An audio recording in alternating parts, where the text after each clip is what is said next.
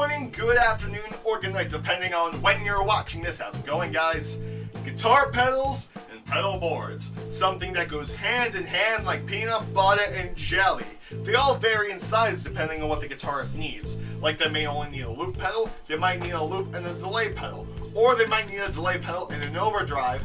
Or they might need both of these and they might need a wah, or just an overdrive and a wah. It all depends. And some may need more, some may need as many effects as the Edge from U2. And if all those pedals are scoured on the floor, if you have a lot of them, of course, if you have a lot of pedals scoured on the floor, that's like a tap dance to turn them all on and off at the right time, and you can trip on a plug and unplug everything, and your whole rig gig goes to hell, basically. And that's where the pedal board comes in. All the pedals can go in right in one conduce space. There we are. Can go around this conduce space. All the wires are intact. Makes tap dancing less difficult, and you don't have to worry about anything moving. And I am no different. I have a gig coming up this weekend, specifically the musical The Wedding Singer, which is a whole bunch of 80s music, and I need a whole bunch of pedals for it. And this is just a bit too big for what I needed. Like, I put all my pedals in this, and this whole entire side wasn't used at all. So I'm like, you know what? For the past several gigs I've done with this company, I've had all my pedals scoured on the floor, but my wire's been tangled, and I need more pedals than I ever have with them. So I'm like, you know what? I'm gonna build my own pedal board from scratch, and this is the result. As you can see, it's a nice square design, rectangle, whatever. It has a nice little handle right here, and I use 6 feet of Velcro to get all these pedals on. And what's nice about this is I can travel easily with it because of the handle I can just pick up and go. This is hefty duty Velcro. And how tough is it? It's P90X Velcro. So tough. And now, I want you to take a guess. I'm playing a lot of 80s style music this weekend. What pedal do you think is the most important up here? Either it's a tuner, a wah, distortion, a delay, a chorus, and this purple bulletproof case up here is a tremolo pedal. Leave your guesses in the comments section below. I'll give you a moment. Did you do it yet? Did you say the distortion pedal? No, because I can just switch distortion on my amp right here, just go back and forth. Is it the delay pedal?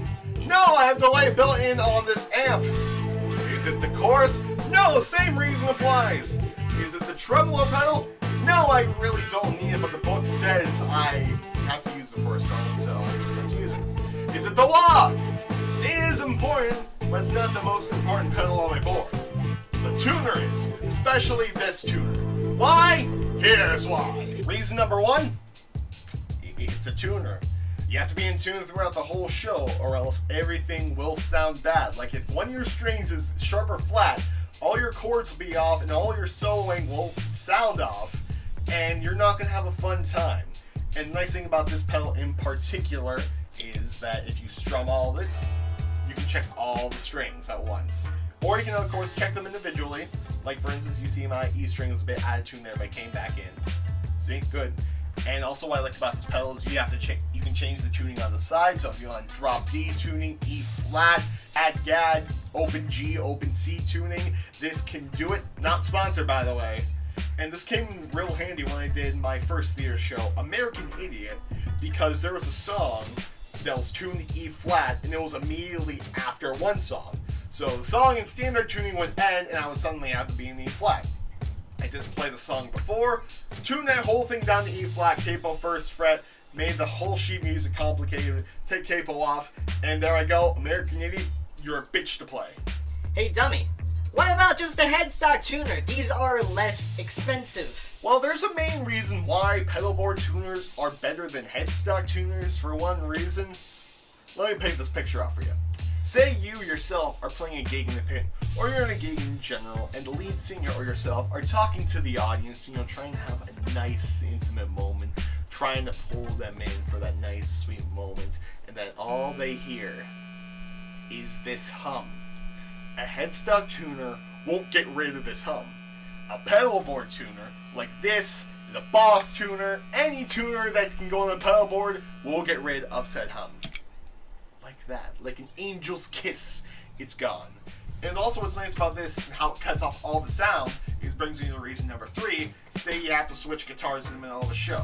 like say you do a guitar in standard tuning, and your next song, you're in open C tuning for some Devin Townsend riffage. This will bring you nice, no change into the show. And when you turn it off, you get this nice, open, beautiful sounds. Fourth reason why I really like the tuner pedal as my favorite pedal on my pedalboard is say that you have a hard part and you need practice before a song. Like say it's something like this. Or some Rob Scallon style sort of thing like that, or sweep, or legato thing, or a whole tapping section all in itself. And you want to practice before the song, turn your tuner on, and you can practice it. Now, yeah, I can turn my volume off and not use the tuner, but here's my problem. I've actually done this before, and that is I accidentally leave my volume off for the song, because the main difference between a tuner pedal and a volume pedal is this. Volume off, volume off. This one has an LED in your face. This one, you just have to remember.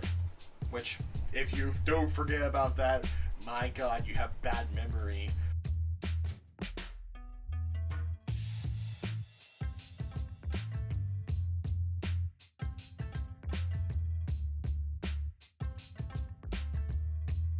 Also, what if you hit the tone knob instead, so when you practice it, it sounds like this. So, like, and then you look bad if it is bad, but if you look good, hey, impressive, nice, good job, man. Amps! What? Amps have built-in tuners in them! What about them? Well, yeah, there are amps with built-in tuners, but if you have a tube amp, you don't get that. If you have a modeling amp like these two, yeah, you have that, but they usually aren't that good. Like, for instance, I'll plug this in. Yeah, it gets rid of all the noise. But say I'm playing something like a nice little arpeggiate thing, and the song immediately starts, and it's like, oh geez. It's like an extra step to get to that all the way up here, depending on where your amp is. Like, it's right next to you. And you will usually be late most of the time with this. It's just step on, step off.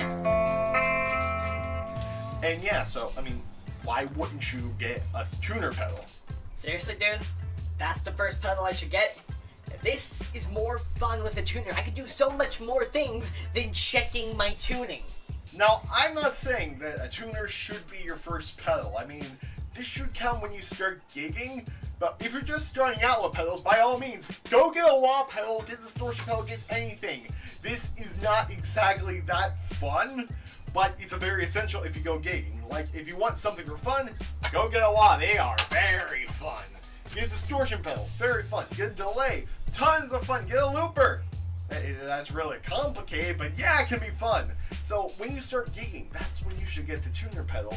Don't start out with a tuner pedal only. So that is why the tuner is the most important pedal on my pedal board. Like I said, it's not my favorite, it's just essential for what I do. My all-time favorite pedal has to be a wah because you can do so many fun things with it, like be Kirk Hammett or do a whole bunch of funk.